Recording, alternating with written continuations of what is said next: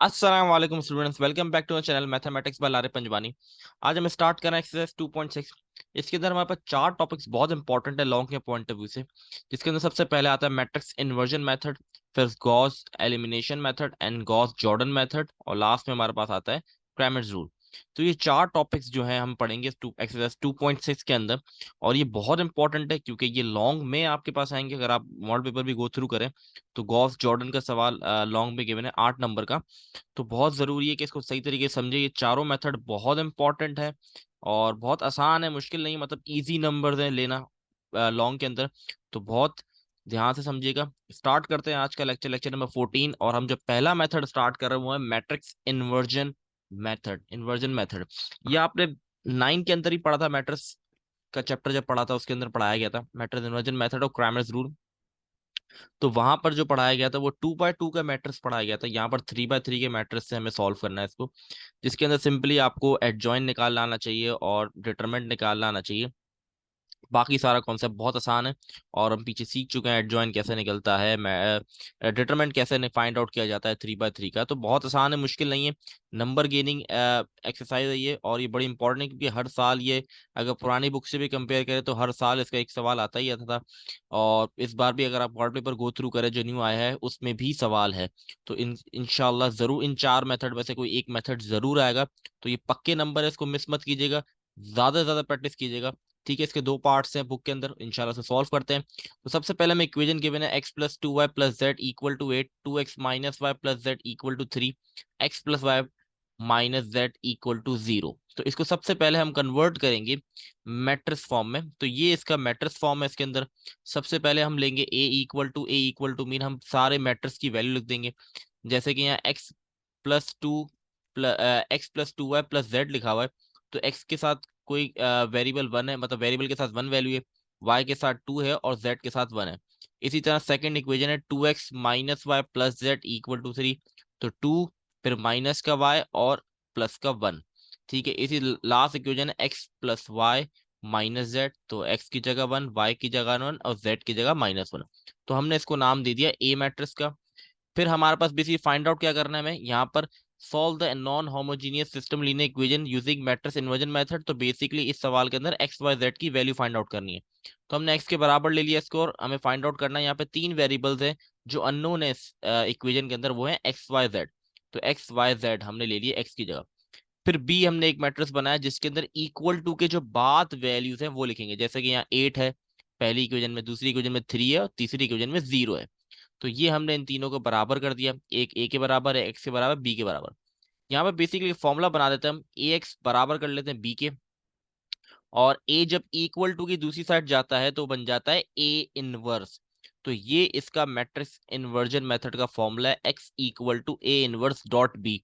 यहाँ डॉट है, dot B में मीन मल्टीप्लाई करना है, ए इनवर्स की वैल्यू को मल्टीप्लाई करना है।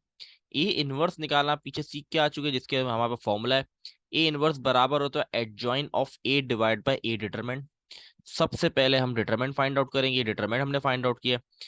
डिटरमिनेंट के हमने पीछे पढ़ चुके हैं, बहुत थॉरली इसको पढ़ा है, तो आई होप आप लोग को आती होगी। अगर आप पहली बार ये वीडियो देख रहे हैं तो बहुत जरूरी है, पीछे का कॉन्सेप्ट आपको आना चाहिए। तो सिंपली हमने डिटरमिनेंट फाइंड आउट किया और वो आ गया 9 हमारे पास। सिंपल डिटरमिनेंट एक बार फिर रिपीट में कर देता हूँ। सबसे पहली वैल्यू हमारे पास 1 है, तो हमने 1 सेलेक्ट किया, और जो वैल्यू आपने सेलेक्ट की है उसकी रॉ और उसकी कॉलम को कट कर दें। तो आपके पास बचा -1, 1, 1 और -1। तो वो उसको 2x2 मैट्रिक्स में हम लिख देंगे। ठीक है, नेक्स्ट वैल्यू हमारे पास 2 है, तो हमने 2 लिख दिया। और हमेशा याद रखिएगा सेकंड वैल्यू को हम माइनस में लिखते हैं हमेशा। यहाँ पे जैसे यहाँ -2 लिखा है, अनटिल के अनलेस अगर यहाँ -2 होता है तो ये प्लस का 2 बन जाता, वरना हम माइनस में लिखते हैं। ठीक है, फिर हमने इसकी कॉलम और इसकी रॉ को रिमूव किया, तो हमारे पास बचा 2, 1, 1, -1। तो ये हमारे पास 2x2 का बन गया। इसी तरीके से अब थर्ड हमारे पास है 1, 1 लिख दिया। सिर्फ सेकंड वैल्यू को याद रखिएगा, उसको डिफरेंट साइन से लिखते हैं, जो भी यहाँ पे साइन होगा। फॉर एग्जाम्पल यहाँ -2 लिखा होता तो यहाँ पे +2 लिखता, यहाँ 2 लिखा हुआ तो -2 लिख दिया।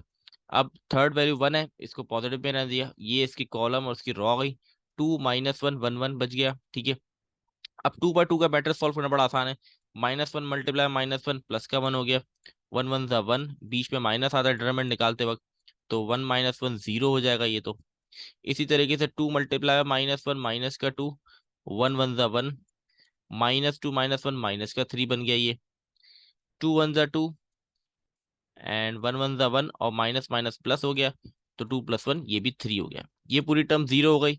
ये -2 मल्टीप्लाई बाय -3 प्लस का 6 और 3 मल्टीप्लाई 1 3 हो गया, 3 + 6 हो गया हमारे पास 9। तो ये हमारे पास आ गया डिटरमिनेंट।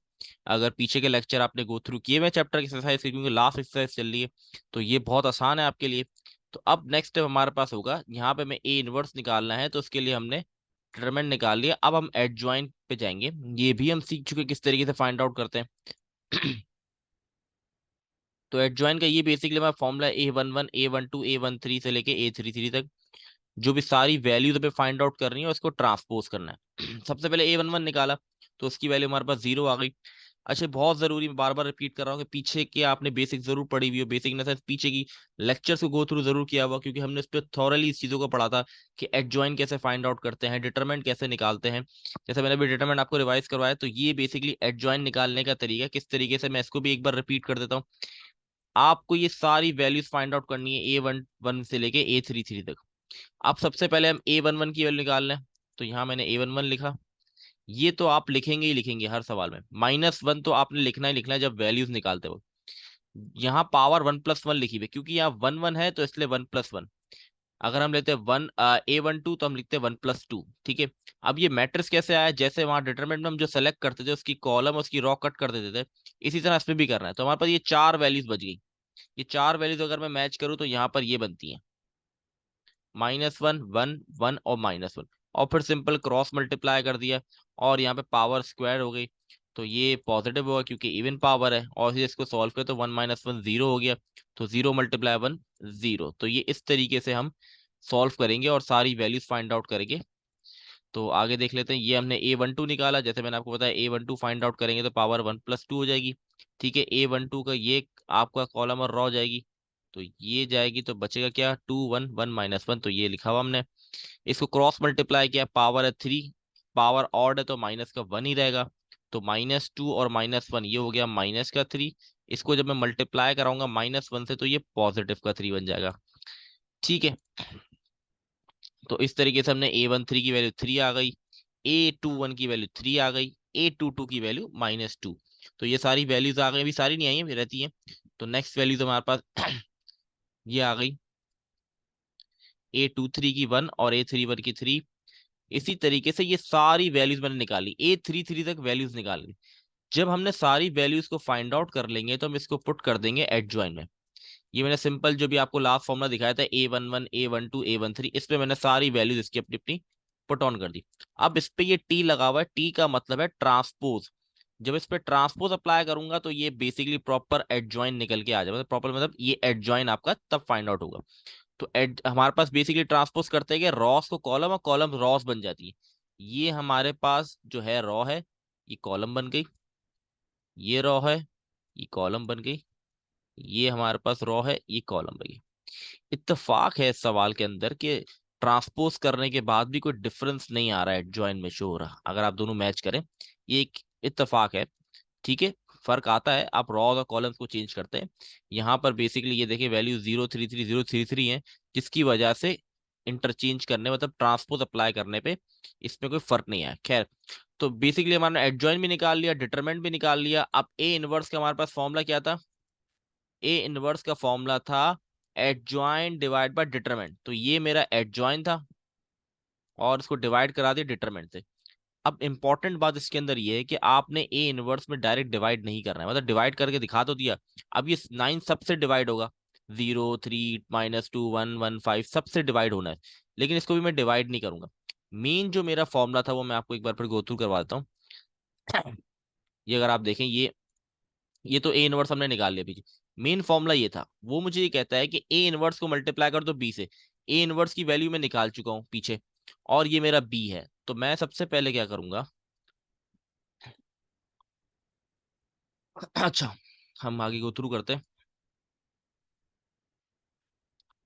सबसे पहले मैंने क्या किया, फॉर्मूला लिखा।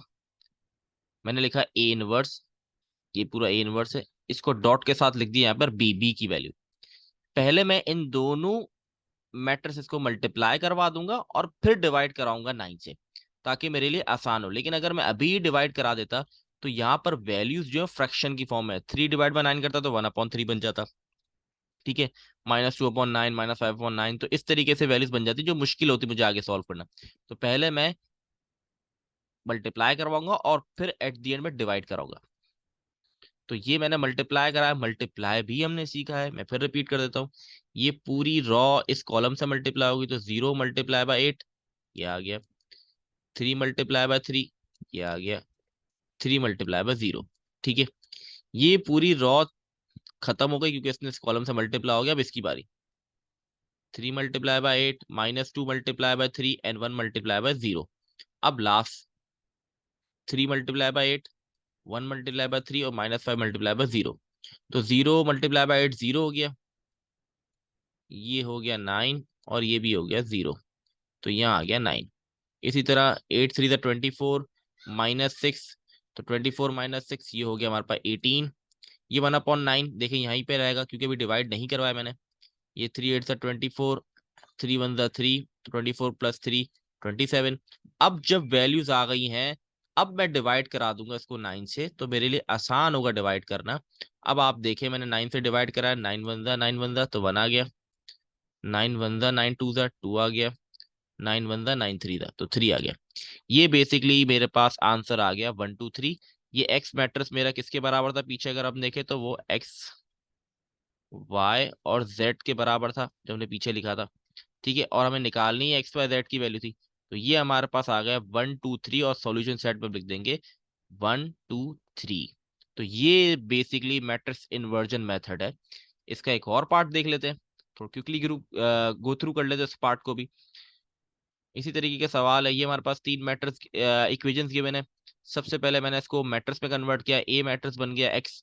यहाँ पर भी वेरिएबल एक्स वाई जेड है, ज्यादा वेरिएबल चेंज हो जाएंगे या वैल्यूज चेंज हो जाएंगे। आपको कॉन्सेप्ट आना चाहिए कैसे सॉल्व करते हैं।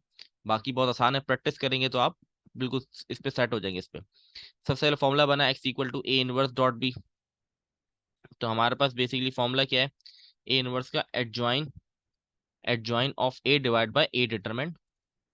सबसे पहले मैंने डिटरमिनेंट फाइंड आउट किया तो वो आ गया 46। अब मैंने सिंपली एडजॉइन का फॉर्मूला मेरे पास ये है। ठीक है, a11 फाइंड आउट किया तो 13 आ गया।